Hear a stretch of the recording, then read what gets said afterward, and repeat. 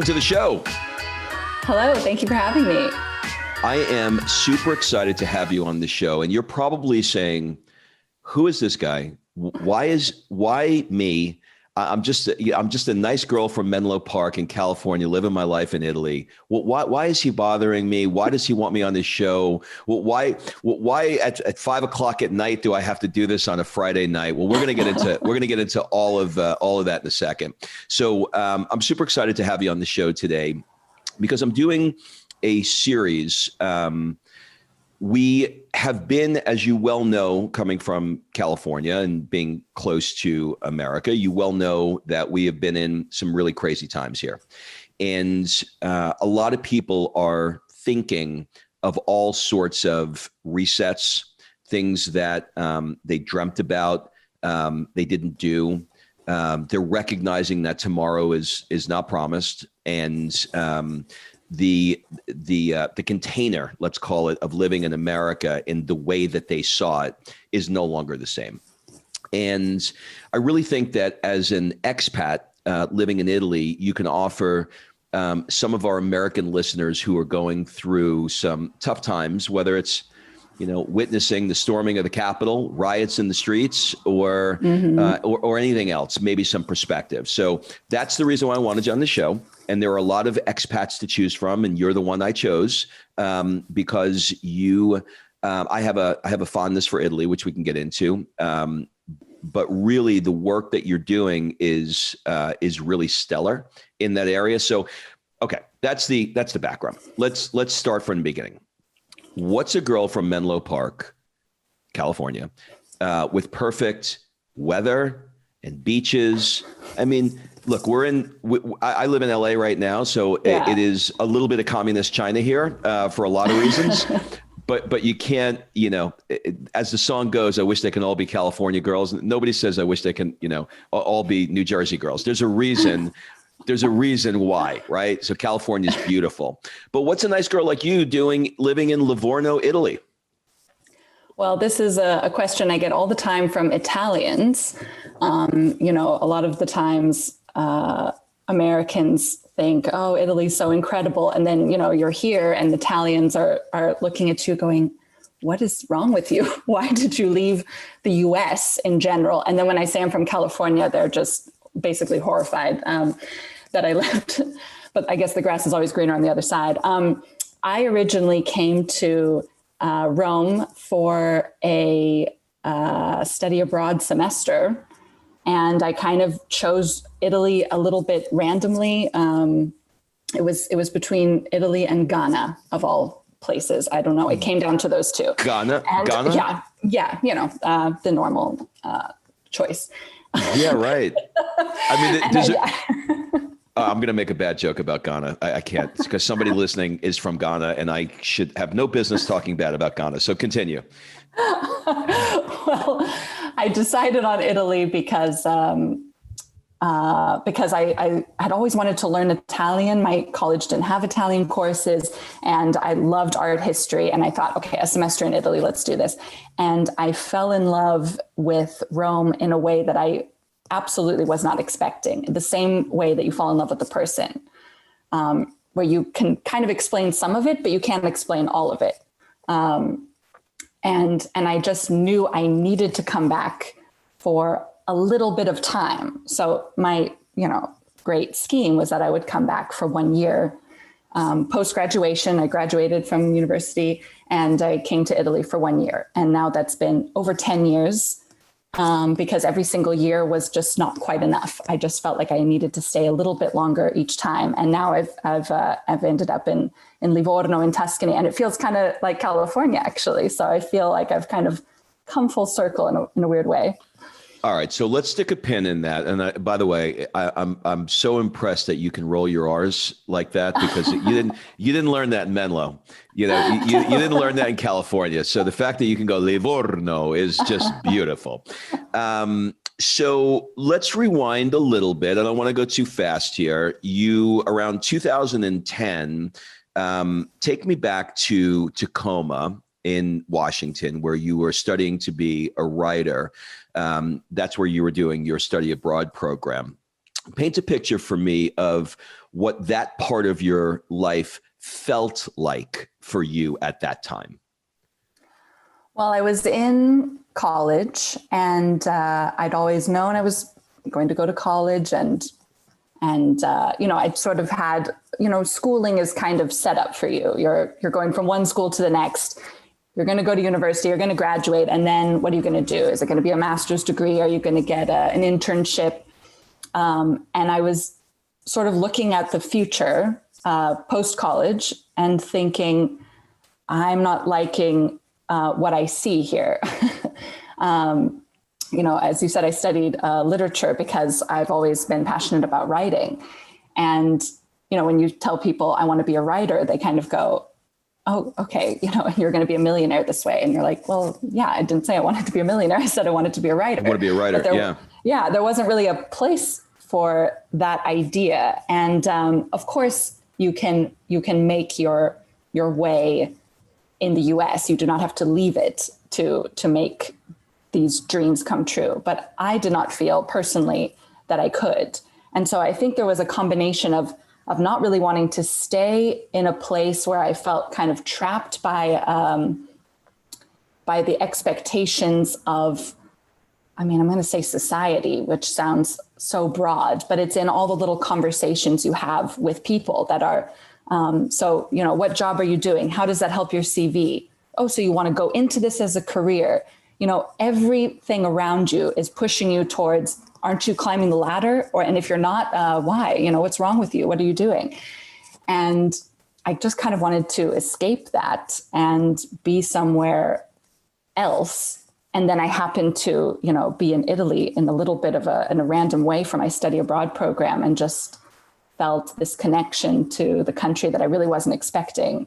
And I thought, I'll go there. Okay, so now you not only do you have the connection to the country, but as many stories have, there was also a boy that was involved, right? So now you got an attraction to the country, you got an attraction to the boy, and one would figure that, and this is a judgment on my part, that you go there, you're involved in a relationship doesn't work, it's over. You might think, well, it was fun while it lasted. I love the Coliseum and cappuccinos in the morning, but I got to get back to real life. The boy's over. This dream is done. But that's not what happened. What happened was you said, I can't leave. Why? I felt if I left, I would have failed. Regret. Yeah. There was more I needed to do in Italy. And again, at the end of every year, it was like just one more year, and then I'm going back, just one more, because I need to have this feeling. I couldn't, to myself, I really couldn't have this breakup that I had at year 2, I guess, with my, first Italian boyfriend. If I had just left at that time, it would have been, you broke up and you never really made it work there, and then you left. And I couldn't really live with that afterwards. And I didn't have any great thing to come back to. There was still the book to write, in my mind. It was like, I don't want to get back there, and I don't want to get into that job routine that I see all of my, friends that we're getting into. And so, each time was a decision just to stay a tiny bit longer.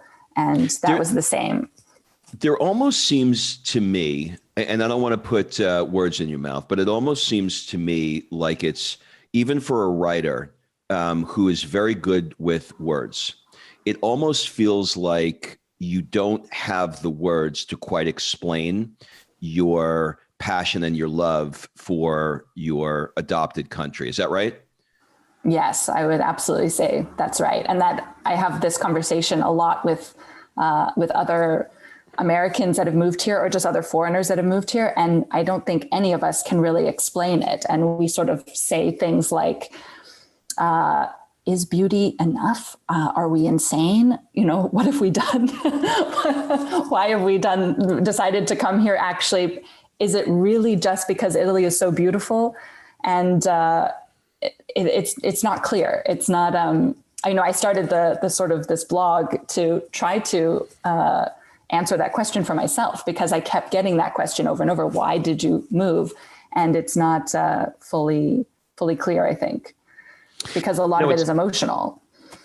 For sure. I was, I'm sure as a writer, you're familiar with Frances Mays, and, she just did an interview, and I'm going to read something to you, and I'd love your take on it. She literally just spit this out of her mouth. Do you know David Bach? No. Okay, so David Bach wrote a book. He's an American author who wrote a book, Automatic Millionaire. And he just moved to Florence. He's a pretty famous author, like New York Times bestseller 5 times.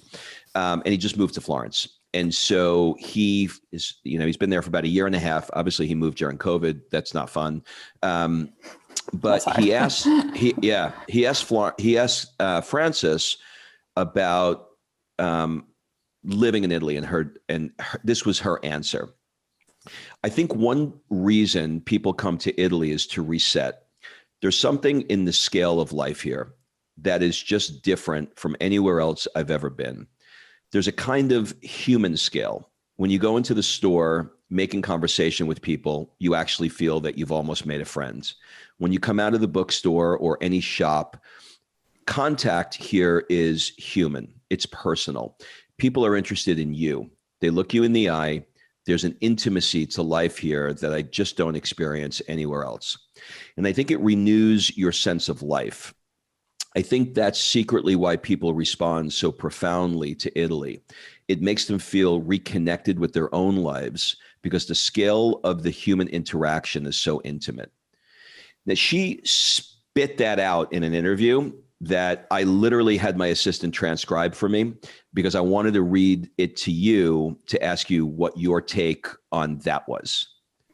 I absolutely agree with that. I feel that the daily interactions that you have in Italy constantly remind you of what really matters in life.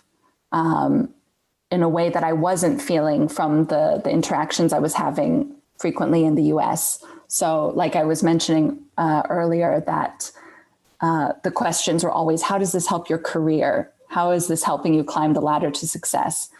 In Italy, it's like, what is that ladder? It's up to you. Do you feel happy? That's the ladder. Here, if you say, oh, I'm so tired because I worked so much this week, the answer isn't, I worked more. That's what maybe someone in the US might say frequently, to completely generalize. But here it's, why did you do that to yourself? That's not a good idea. You need to take a break. And you're constantly reminded of what really is important, slowing down, enjoying things, enjoying small things, incredible food, family, friends, community, the sunshine. I mean, it sounds so silly kind of to say, but it's reinforced by all of these small things around you, just from getting, a coffee in the bar, and you talk to your local bar guy every day. The bar being a cafe. I know. I knew what you meant, but the first time I heard it, I was very confused. I was like, "This girl's going out and doing shots at 8 a.m."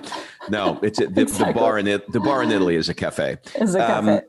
It's not silly, and I think that this is precisely why I wanted to have you on, because people right now they're reevaluating everything. If I go out to dinner as an American, the first cocktail party dinner, first thing they're going to say, what do you do for a living?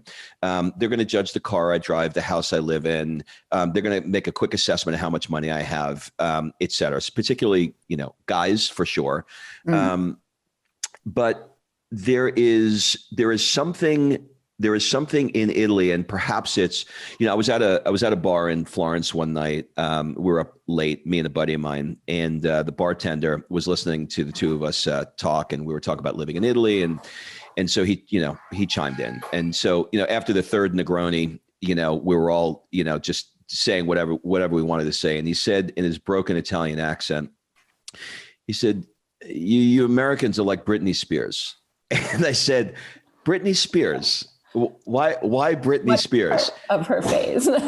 Right. Exactly. I said, why Britney Spears? He said, because you're like a dumb teenager. You just don't know what you don't know yet. And he said, until you've had a tank roll through your streets for war, until the Nazis come in, until, if you you had 9/11, but short of that, you don't have anything.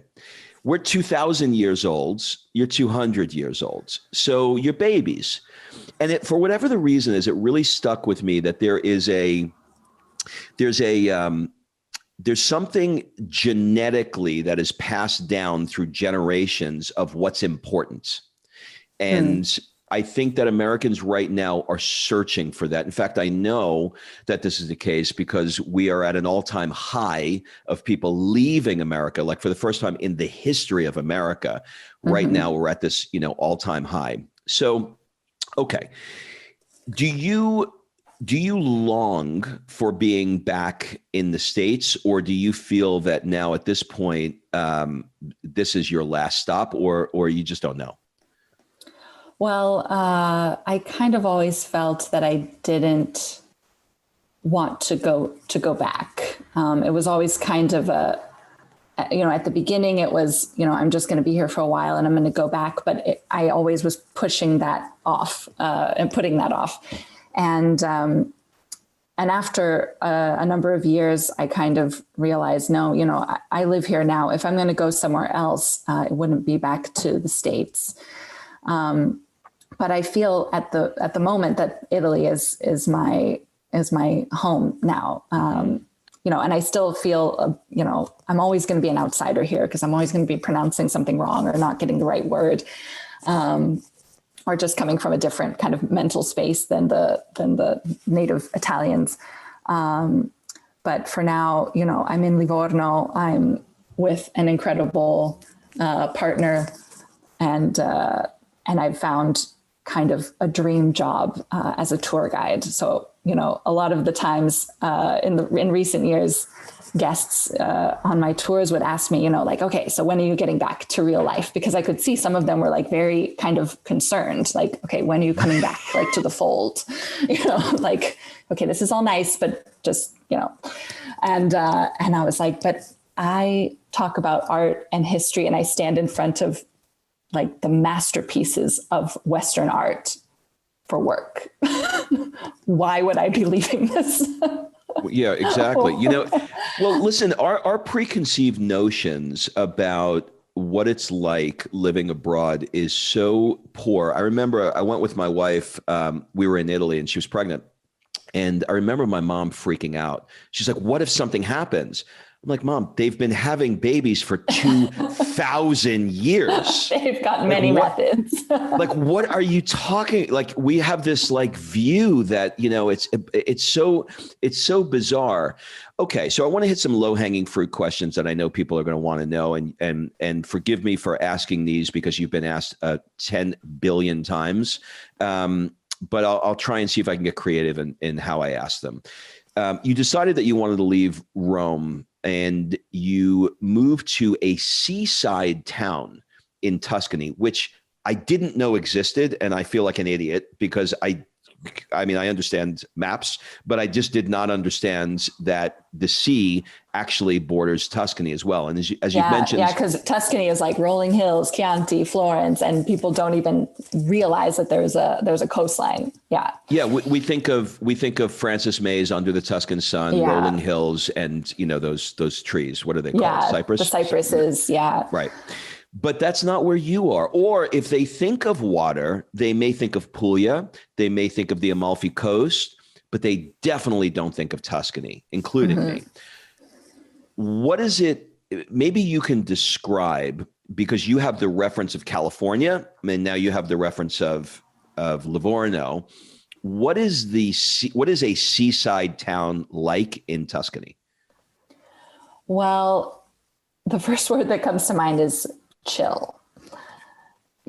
especially coming from Rome, where, I absolutely love Rome, but it is a huge city. It's chaotic. It's crazy. Sure. Everyone is frustrated because they can't get anywhere on time because there's another strike and blah, blah, blah. And so you come to somewhere like Livorno and everyone's just like the nicest, most relaxed people. And I'm in Livorno specifically because my partner Luca is from Livorno. So he's Livornese. And so originally I was like, I want to be in Florence.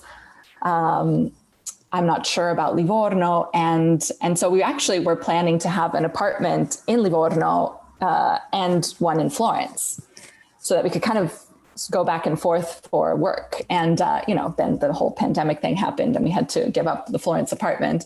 And the silver lining of that was that I got to really experience Livorno this year because we weren't working at all. And all we were doing was going out every day to Livorno. And, people are just dying to get into the sea here. And there's not a beach in Livorno. So there's not like, big sandy stretches, but there's these beautiful rocks that just go into the water and people are just like clinging and perched onto all of the rocks and swimming, and the food is incredible. And I'm like, okay, this is completely paradise. And there's no tourists here. There's like not even a tourist vibe. There's no souvenir shops. There's just Livornese, which is great. If Luca wasn't Livornese, and you had to do it again, would you do Florence or would you have chosen something like Livorno? I would have chosen Florence, but I would have been wrong, if that makes sense. Because I was sort of like, I don't know Livorno, I haven't heard of it, but we'll just be here for a little bit. And because I was forced to stay here, I didn't dislike it or anything, but I just I wasn't sure about it because I hadn't ever read anything about it or I didn't know anything about it. I hadn't visited it before really, without him. And so I'm really grateful that I was kind of made to experience Livorno because I never would have found this incredible place because I would have just gone straight to Florence. That is much more well known, of course. But I feel Florence is, it's harder to find that authentic local feeling there because so many visitors come to Rome, but Rome is bigger and Florence is so small that the whole city center is kind of like part museum, part shopping center. The most beautiful place ever, of course, but I'm liking here the people for sure. Do you believe you can't actually answer this with any level of authority, but do you believe that you were guided in this whole journey from a spiritual standpoint? Or do you feel that this was a very intellectual decision? Because as I'm listening to you, I almost feel like you were thrown into a river and you were just like, you're just going down a river and like you're grabbing onto the rocks, but that shit's moving. Is that kind of how you see it as well? Well, I guess I kind of, I guess this is a question I ask myself frequently, so I don't exactly have an answer, but I'm not sure if things happen for, I'm already doubting myself. I was gonna say, I'm not sure if things happen for a reason, but after the fact, they feel like they do. So maybe they do. Yeah, maybe there is something pushing me in a certain direction that I didn't want to go. I mean, here's something. I often feel that, exactly the thing I'm afraid of and that I don't want to face, I am forced to face exactly that thing, not something similar to it, but exactly that thing. I always said I would never learn a foreign language. I mean, and here I am.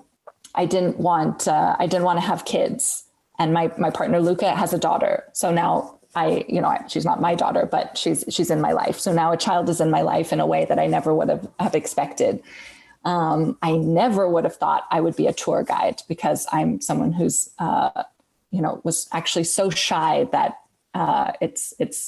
it was like almost impossible for me to speak to other people, especially in high school. I would just my throat would just close. I couldn't even talk because I was so scared. And now I, speak to hundreds of people a year for a living, because I was kind of forced to do exactly that scary thing that made me grow. Well, you'll be speaking to millions now with this podcast. So that's that things have changed quite a bit for you. So I'm going to ask you I'm going to give you my particular circumstance, and I'd love your take on it. And I think we could do something, sort of like in a real life, maybe even coaching way for people that are on the fence, about situations. So I'm living in Los Angeles in Hermosa Beach. And, it was a dream for me. I spent the last 25 years in Atlanta, and I wanted to get out of hazy, hot, humid weather. And I wanted to go into Southern California weather. So got out here. I was a chiropractor for 25 years and I retired. And, after I retired, I spent 4 months living in Florence. And it was magical. And our plan was to pack everything up in Atlanta. We did, put it in storage and fly to Florence, spend 4 months there. From Florence, find a place in Hermosa Beach, and then move from Florence to here, which we did. And so we've been here now for a year. COVID hit, and everything's on lockdown. But thank God the beaches are open. And so I'm spending my days now if I look outside, it's 72 degrees, sunny, blue skies, it's perfect. And this afternoon, I'm going to go surfing. So I'm living the exact lifestyle that I wanted to live. Mm-hmm. Here's the problem. But. There's a but. Here's the problem. The problem is that in my particular case, when I get outside of the concept of 72 degrees, sunny, beaches, surfing, and a lot of freaking Mexican food that costs me $200 every time I go out for Mexican food. That's right. There isn't, well, it is, except it's kind of all there is. So after doing this every day, one would look at me and go, dude, what are you complaining about? Like, you're living at the beach, you're surfing, it's perfect weather, it's easy. And yet there has been a calling. We have a 6-year-old daughter. There has been a calling. When we were in Florence, we visited the International School of Florence there, which I'm sure you're familiar with. And it's a magnificent villa in Tuscany, and all these international kids are there. And so I'm like, do I want to put myself in a situation to move into the insanity of the bureaucracy of Italy, and have to like the thought of taking a driver's test, which I know you just recently did. Gosh. Yes. Sounds like I'd rather stick a needle in my eye, because they don't allow you to keep your driver's license. Yeah. So I look start from zero. I was, my wife and I have been married 15 years, but we got married in Positano by the mayor, ironically, of Positano, which, by the way, I thought was really fancy until I found out that after he married me, he went and became that evening, he was a waiter in the restaurant. So that's how impressed I was. A little bit of everything. Always a hustle, even as the mayor. Always a hustle, even as the mayor. But what we had to do to get married, you got to get the Marco di Bolo. You got to. It was like the amazing race running around Naples, and in Naples, like I can't even imagine. And in Naples. So when I look at all of this and I say, why am I putting myself through this? And yet I cannot get it out of my head. And every single time I watch a new special on TV, like I'm sure you've seen Stanley Tucci's Italian special on CNN. Every time I see it, there is a piece of me that is screaming to get back. So I'll wrap this part of it with this. A friend of mine who's a coach, he's a great coach. He said, I explained to him the story I just explained to you. He said, okay, so here's what I would ask you. I'm going to ask you a coaching legacy question. And I was like, okay, if you had 2 years left to live, would you live where you're living now, or would you live in Florence? And it was easy. And I would say it'd be Florence. There's no question about it. So what advice do you have to this knucklehead here to try and figure out what the hell to do with his life and his family? What would you tell him? Well, I hear a lot of times, people saying, I wish I could move to Italy. I want to move to Italy. And I guess the first thing is it that you actually want to move to Italy, or do you want to escape where you are right now? And as you've just described, where you are right now is also paradise. So, you're not, you're not exactly choosing between, staying in your small town, wherever, and Italy. No. And of course, I'm not in the cornfield in Nebraska. I'm right, I'm living a dream life, but it's like full stop. It's surfing, sun, beaches, easy, and it's over. When I was in Florence, it was, let's go to this wine bar. Let's look at the Duomo. Let's go to, let's go to a truffle festival. And, it was never ending depth. Yes. And I feel this is, I'm sure, true if you leave your home country and go anywhere, but you are constantly challenged by the bureaucracy, the language, but you are constantly learning because of that. And that learning makes you feel more alive than you would otherwise, I guess. So I feel you're constantly growing. Things are constantly changing here because you have to learn a million tiny things every single day. Like, when are you supposed to eat that food? And whatever you do, some grandma is going to pop out from the corner and be like, oh my God, what are you doing? You're going to die. And you're like, why would I die doing this? Like the first year, just every time I never owned a blow dryer. I never dried my hair. That is like instant death in Italy. If you don't dry your hair, you're obviously about to die any second because the cold Pneumonia. Will touch you, instant death. So I was always going out with wet hair, and people were actually stopping me in the street and being like, are you okay? Like old women especially were just so concerned for me. So, whatever you do, it's going to be kind of wrong. So that can get you really down certain days. You're having a bad day. You're just trying to get to the end of it and not make a mess. And someone's like, you know what, you pronounced that word wrong. And you just want to kill that person, But then, the next day you go out and you say that word right. And someone says, wow, you have such good pronunciation. And you're like, I am the king of the entire world. That is so good. That is such a great thing. I love that. And I got to talk to you about the neck thing. They can't have their neck. I go to Greece every year for a month. I go to Mykonos, and you could spot the Italians because when they're on scooters in 90 degrees, they look like Fellini wrapped around with, by the way, I don't know how they do the scarf. It looks like origami. I don't know how they do it the way they do it, but they're wrapped like a cake. It's not absolutely, one bit of air will touch your skin, because you'll die. You're going to die. You'll get very ill and possibly die. And you ask children, and every child is like, my friend's cousin's friend's sister died. And you're like, died. It was really bad. Listen, they did not. Listen, you think COVID is going to kill you? You try and not wear a scarf today. You're going to die. It's true. They're more concerned by the colpo diaria, the hit of air. If you don't my God. That is so funny. Okay. You miss coffee, bacon, and eggs. What are some other things other than your standard American? By the way, if you had it, 3 days in a row, you'd puke and you'd never do it again because you've changed your whole constitution now. I'll tell you, when I was in Florence for 4 months, lost 15 pounds. I ate my ass off. I came back to America. I blew up in a month and ate less.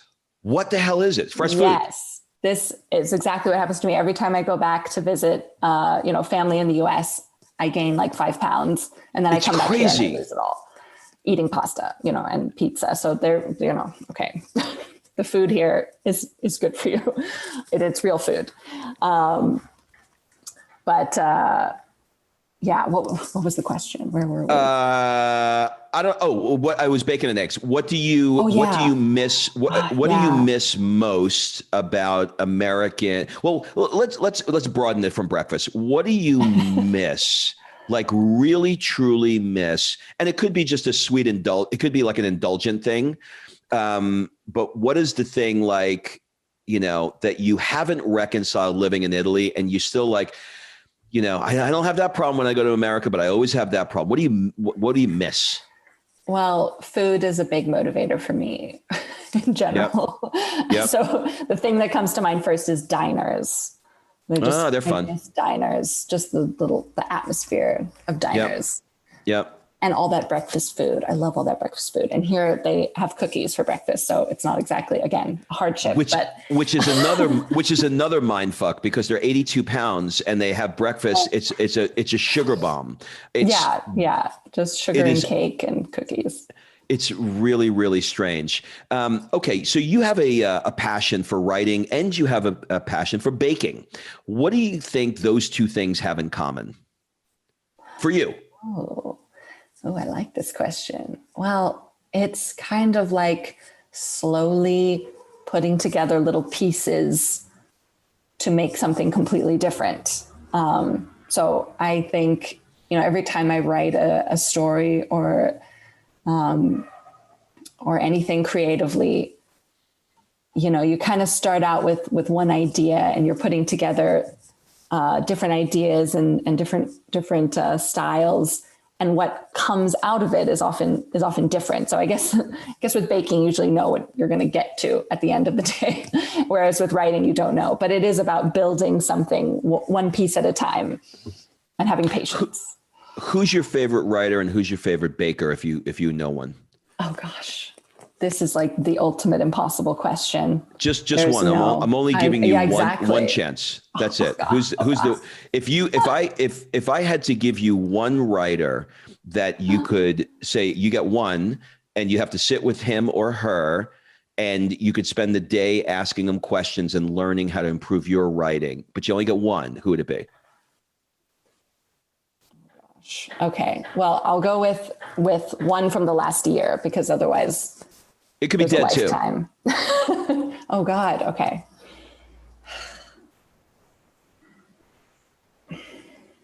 This is too hard, but the name that came to me was Murakami, and I've only read one book of his, The Wind-Up Bird Chronicle, but this book just blew up my brain basically because it's so fantastical and it's full of so many stories inside one story. And he just takes you to another world. You are no longer in this world. You're not in any world you've ever imagined before, but it's completely real, even though kind of magical things happen. And I have no idea how he's able to do it. So I would basically he he hijacks your brain when you read the book. Yeah, you just go to another dimension. I felt when I was reading him. All right, we're going to link that up in the show notes. So you were part of a series that in the research for this show I saw, which I think was, I don't remember the exact title, but it was something like how to move to Italy with Kylie Flavel. And she's done a great job of cinematography. It's probably one of the best. She's incredible. I mean, like, my God, she's just, she's a one-man band too. She's doing it all herself. Completely. Like it's pretty incredible. How did you two guys connect or girls connect? We had like met each other writing for the same magazine in Rome, like very briefly. And then we had a friend in common many years later. And that's right. I was putting together a book club actually. And she, the friend we had in common said, can I also invite Kylie? And so she came to that, and that's how we met. And we were in Rome at that time. And then we both ended up moving to Florence, Tuscany area. And so then we started chatting more. Yeah. Yeah. I mean, it's watching her work through the years and the evolution is really quite incredible. Like, where she is now, she's in a more of a, and for those of you listening, we'll link it up in the show notes. Her name is Kylie, Kyle Flavell, Flavell, maybe E, in on YouTube, and she is a she's in everything. She's a cinematographer, a writer. There's 17 things that you'll want to add to her name, but she just creates pretty much now a weekly show about her and her relatively new-ish boyfriends living in Tuscany, and now they're renovating a chicken coop, which is really exactly. I've been following. which is really fascinating to watch. I never thought I'd actually enjoy watching chicken coop being renovated, but she could make you enjoy watching like water being poured into a glass. I always feel like I'm the most uninteresting person in the world when I watch her. We're going to take these old shoelaces and we're going to turn them into, what Bernini did with, like, it's just, it's, and you're it's like, incredible. Okay, that's, you gotta be feeling good with yourself when you watch a Kylie video. Okay, so I'm gonna wrap with a couple of questions that are going to be a little bit less about Italy and more about you, so that we can get to know you a little bit more. Because I find that when people get to know the person I'm interviewing, that's really where the connection happens, regardless of what the topic is that we're talking about. So, what's on your nightstand? A pile of books that I'm reading. Pile of books. What's on the top? Underworld. Is that like a dystopian thing? Huge. No, it's by, oh my gosh, now I'm just completely blanking on like the name. Don DeLillo, one of my favorite writers. Okay.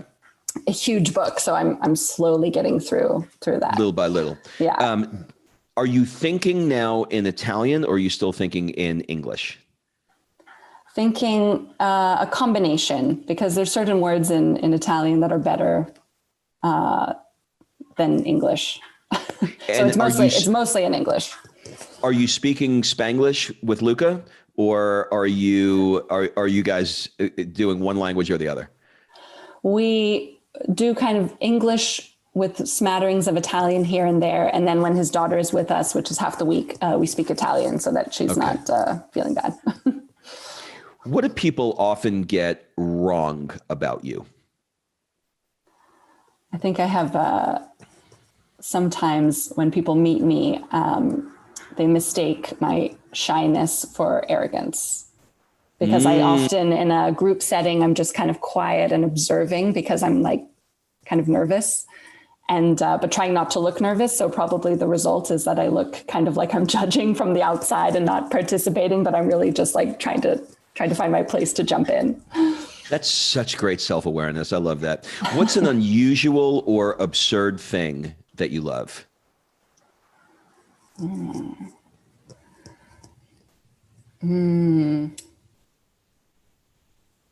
I love watching, this is really random, but we were just arguing about this the other day. I'm talking. I love watching movie trailers. Just like an hour long, just a stream of movie trailers. And then Luca will be like, please pick a freaking movie already. And I'm like, no, I just want to be in the pre-movie stage. That absolutely falls squarely in the crosshairs of weird. So you like the inner worlds. You like that. Exactly. Because then I'm like, I'm going to watch this later. But for now, I'm just going to watch a bunch of other, beginnings. He died a few years ago. The guy who does, that guy, like In a World with Tom Cruise, you know what I mean? Like that thing, he died a few years ago and they've never been able to do it again. Are there any positions or opinions in the last few years, or it could be way back, it doesn't have to be in the last few years, that you've changed your mind substantially about, where you were like, I used to feel this way, but now I feel this way?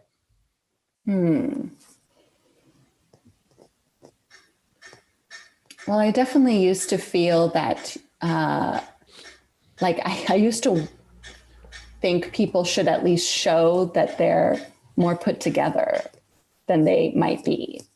I didn't want to see a lot of emotion. I mean, this is a huge change because I think part of part of my upbringing was kind of like, keep it together, keep it inside. Let's be professional here. And so I kind of felt that when I saw other people getting, quote unquote, too emotional. And I would be like, you don't have to let all of that out. And now I am just the complete opposite.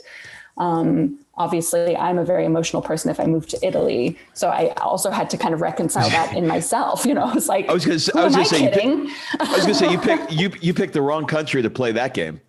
Right. Also, like, this is not going to work. Right. And especially learning Italian, you cannot hide behind any cool subtleties in language, because all you can say is like, I need help with the thing, and people, just to get your point across, you can't be like, oh, it would be interesting if I knew how to do this. You have to just say, help me, people. And, I don't really like you. I don't have this is bad. Like, oh, wow. Language. So I'm completely opposite now.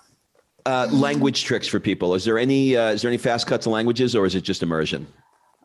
Immersion. Yeah. Unfortunately. Everyone always says, find a significant other, to learn the language. But if you're like me, then you'll speak just Linglish with them. So you'll wait a minute. So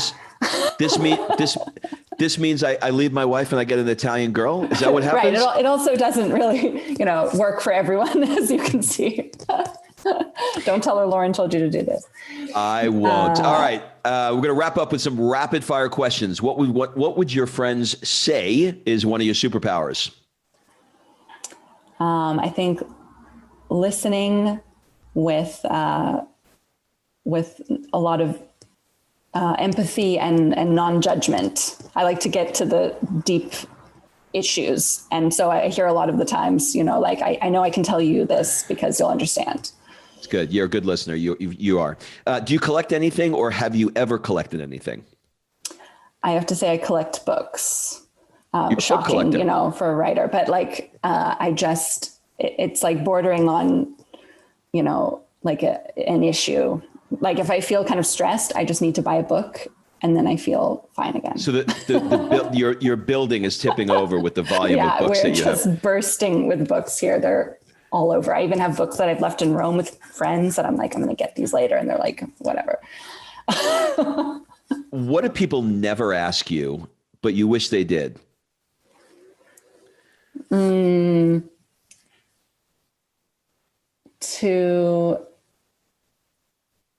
To, I guess I could say to, like, this is, I don't know, I don't want this to sound sad, but like to read more fiction that I've written, because, I'm always working on short stories and fictional projects. And a part of that is my fault, because I don't really tell people a lot that I'm working on them, because I'm like always getting them ready. But I secretly am just like dying to share them with everyone. So maybe that's not a problem of other people. It's more me needing to be more upfront with what I love doing. I've interviewed many, many, many authors, and they struggle with the marketing side of the book. They're really, really good at the creation side, but when it comes to promoting it, it's such a different skill set. But you got to do the circuit, right? You got to get it out there. Yeah. Okay. So, last question, we're going to change things up a little bit. What one question would you like to ask me? When are you moving to Italy? 18 months. 18 months. What's happening? And well, let me tell you quickly how strange this whole thing is. So I'm gonna take two weird parallels.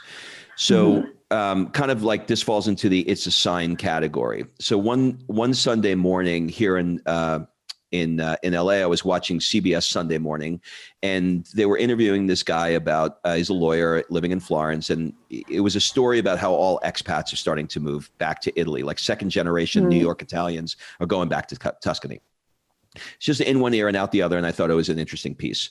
So during that 4 months that we were in Florence, a friend of mine, somebody that I met there, said, hey, I got to introduce you to a buddy of mine. You guys would really hit it off. He's a lawyer here in Florence. Didn't think twice about it. And so we connected. I went and I met him, and we sat and we started talking. I said, what do you do? And he said, I'm a lawyer. I said, what kind of law do you practice? He said, well, I help people who have Italian ancestry move back to Italy. And I said, oh, I just saw something about that on CBS Sunday Morning. He said, oh, that was me. The camera crew was here a couple of months ago. And I went, hold on. And so I go on YouTube, I type it in, I looked, I was like, holy shit, that is you. That is so strange. Yeah. Okay. So we'll stop there. Second thing is I'm doing some research for this series, come across Kylie, come across you in the interview that we discussed here. Then as I'm watching, Kylie is interviewing him. Oh my gosh. Okay. Now I hire him to become my lawyer to help me get to Italy. I haven't mentioned this, but my grandmother, great grandmother, is from Naples. So okay. My mother is Cecilia DeVito. So the ability for me to come there, we're working on by getting natural citizenship. Yeah. So all of these things are coming together in this weird sort of way. So the answer is 18 months. We have another year and a half left on this lease here. We applied to the International School of Florence. We're waiting for a response. We're trying to figure out how to get, our Peloton to Florence now. That's going to be the next thing. You know what I mean? Like all that shit. Right. Exactly. All the details, but it's going to be amazing. I mean, I'm super nobody excited. Ever moves to Italy and then says, why did I do that? Why did I do this? Well, listen, Lauren, this was even better than I thought it was going to be. Do you have any final suggestions or an ask for people that are listening? Oh, suggestions like. Oh, don't think too hard. Don't think too hard in the question. You're such an introspective writer. I'm thinking too much. I've thought so much for an hour that now I'm just fried. Yeah, I mean, really anything that you think that, someone should know who's in this stage where they're trying to figure out like I'm thinking about something else, but I'm just a little scared. I'm not sure. Like, what would you offer them? I guess I would say, you don't have to drop everything, sell all your possessions and move to a foreign country to see if you like it. You can come for a summer. You can come for 3 months. That's how long the tourist visa lasts for. And you can see what is it about this move that is drawing me? And do I want to take the next step? Do a little, do a little test run to see, kick the tires, as it were. And if you feel that, that like fire inside to return, like you obviously feel, then that's your answer. Then go for it. Well, Lauren, thank you so much for this. We will link up everything in the show notes that you referenced, and we'll let you know when it's ready to put out into the universe. Okay, great. Thank you, Rob. This has been great. And I can't wait to see you in Italy. You've got to let me know when you come.